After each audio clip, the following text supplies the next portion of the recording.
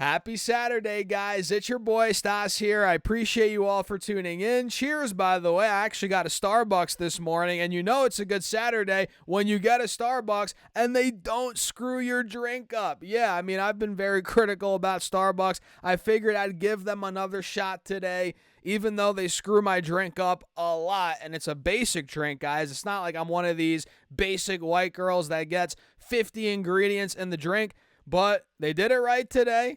You know it's a good Saturday when they do it right. Cheers, guys. We have to break down Tesla and go over some news, the charts. What the heck is going on with this stock? Am I buying it? Am I selling it? Am I holding? We have a lot to cover, so hit the like button. Do not forget to subscribe. Join my free email stock newsletter. Check out the Patreon as well for my portfolio updates. And now, cheers. Take a sip of your coffee. Again, shout out to Starbucks for not screwing up my drink this time. And let's dive into it. So yesterday on Friday, we had a big move for Tesla, right? Especially earlier in the day, man, heading into the middle of the day. Tesla stock went up around 2% at close, but earlier in the day, I think it was up like 3-4% as the stock got all the way to $332 per share. Yes, after being in the low 300s in the morning on Friday. You guys see right here. So clearly we had a very good day in the midst of a red day for stocks, where we had the S&P down over 1%. Same with QQQ. The Russell went down almost 2%. Same with the Dow, guys. So it was a rough day for stocks, but Tesla still did very, very well. Let me see what happened after the bell with stocks. Did they sell off even more? Nope, they didn't. Kind of looks like SPY held flat after hours yesterday, which is good. And I think Tesla did the same, right? Yeah, actually, it crept up a little bit. Tesla closed at 325 yesterday, and it actually popped to over 326, almost 327 after the bell. Pretty big move there for Tesla. Nice. Very nice day yesterday. And we got some news regarding April registrations that I want to break down here in a second. But first, let me show you these charts a bit further. So on Tesla's 1 hour time frame here, we are slightly breaking out of both moving averages, but not really fully, not 100%. You know, it's not a full breakout yet, because you guys can see, if I get a simple trend line tool out, you can see right here we're simply still making lower highs, and we're still under this trend line on the 1 hour chart, and you're noticing that on the 30-minute chart as well. On the 5-day, you're going to see it as well. So we're still making these lower highs, and we're really not breaking out of this little downtrend yet by any means.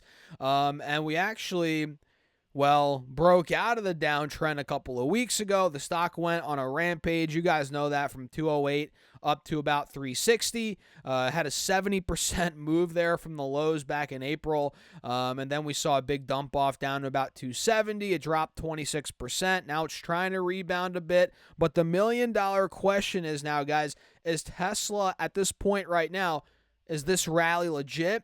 Or is it a bull market trap? You know, is this suckering in buyers, right, to buy this breakout, quote unquote, while we're still in a downtrend? Is this suckering in the buyers to then only dump off and go down more? You know what I mean? That's a possibility, and I'm kind of worried about that. And full disclosure, I'm not in Tesla stock right now. I don't own it. I actually haven't owned it in a while, but I'm considering potentially adding some if the charts look good, which they look decent, but we're not getting the full breakout yet. And if we do get the breakout above, let's say 330, 335, that could be a nice momentum play, but we're not there yet on the charts. And quite frankly, I want to see Tesla come back under 300. I'm not rushing to buy it here as a long-term investment, maybe as a trade again if it breaks out, if it confirms the pop. But I much rather see it back in the 200s before I even consider it as a long-term investment. Just with how, the company's doing right now, EV demand's not looking too hot in the short term. And yes, they're more than just a car company. I get it. But right now, a lot of their money comes from cars.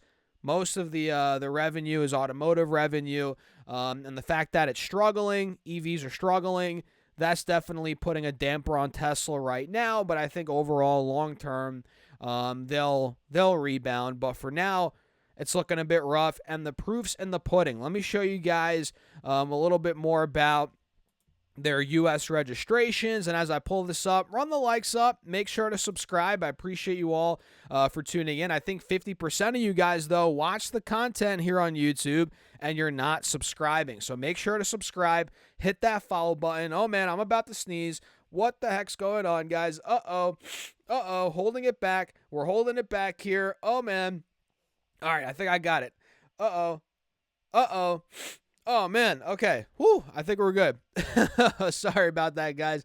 But let's talk a little bit about April registrations, or the lack thereof of registrations. S&P Mobile, or S&P Global, Mobility reported recently that Tesla EV registrations, which is a proxy for sales, for April dropped 16% to 39,913 registrations. Meanwhile, General Motors Chevrolet saw a 215% jump in EV registrations to finish in the second spot, with Ford slipping to third place as sales fell 33%. And you'll see it here on this chart I'm about to show you guys. So overall EV registrations fell 4.5% in April compared to a year ago. Think about that, guys. The first year-over-year decline since February of 2024 per S&P Global Mobility data, and EV market share in April fell to 6.6% from 7.4% a year ago, guys. And this chart right here shows you all Tesla registrations dropping 16%, but it also shows you other competitors here, new electric vehicle registrations in the United States. So if I make my head a bit smaller, there we go. You guys can see Tesla's 2025 U.S. EV registrations in April, 39,913. We said that's down 16% year over year. Chevrolet's 9,000, way less than Tesla, but that's up 215% year over year. Ford's down 33%. BMW's up 8.7%. And honestly, I don't even know if I've ever seen, I'm sure I have, but I haven't seen a BMW EV, or I don't even know what they look like, really. I mean, I know they have the, actually, I mean, I know it's the I series, isn't it? Either way, whatever. BMW 8.7%, and Hyundai down 25% for 4.7K registration. So it's not just Tesla. But overall EV demand is going down. You know, I guess Chevrolet, maybe they just launched a new vehicle or something. I'm not too familiar with Chevrolet's EVs either, really. I'm not crazy in the EV market, guys. You know, I just bought a new car. It was not an EV. I'm not a crazy fan of EVs, but yeah, I guess Chevrolet, 215%, not bad.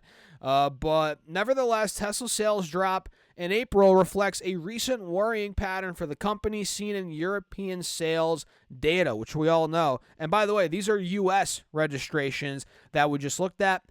And we all know in Europe, they're even worse, right? Earlier this month, data from France's PFA, National Auto Lobby, reported new Tesla registrations dropped 67%. Yeah, way worse in May to 721 units, with overall sales down 47% year to date. And in Sweden, they reported EV registrations for Tesla. They're tumbling 53% to 503 units in the country. So that's very bad. But yeah, man, the company's struggling, but it's not just Tesla. Again, it's not just Tesla. I mean, they're the biggest EV company in the U.S., right? No doubt. They have the biggest market share.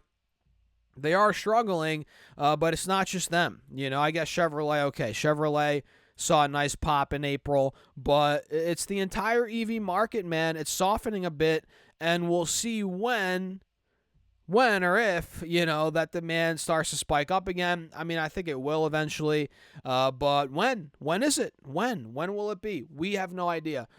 So at this point, man, I think Tesla is obviously moving on the future, you know, what's coming next, FSD, robots, you know, the Robotaxi network, all that stuff. That's why the stock is moving up. It's obviously not moving because EVs are crushing it. Their sales are through the roof. They're growing like a weed. That's obviously not the case. The company is not growing right now, but the future is being priced in. Stocks are forward-looking vehicles, and Tesla definitely is, man. You know, it's a cult stock. People love Elon. People hate Elon, but the people that love Elon, they buy the dip no matter what. You know what I mean? They believe in Elon. And all it takes is Elon to give a speech about what's coming in 5-10 years, what to expect, and boom, the stock runs. And that's kind of what happened post earnings. The earnings that we got a couple weeks ago were bad, but notice how the stock is up so much from that point, 40%. You know what I mean? It's like, oh, come on, you know. But at this point, like I said earlier in the video, guys, I'm not in Tesla. I'm not looking to buy it as an investment here. Maybe if it dropped 75 to $100 a share, maybe I'll consider it. But if it breaks out, I'll trade it. I'll play it as a short-term trade. That's kind of what I'm, doing right now, or where my head's at. So, what do you guys think? Let me know your thoughts in the comments. Hit the like button. Don't forget to subscribe. Join my free email stock newsletter, and check out the Patreon for my weekly portfolio updates. I'm investing thousands of dollars a month in the Patreon, guys, and all of those links are down below. And with that being said, cheers. I'll catch you in the next video.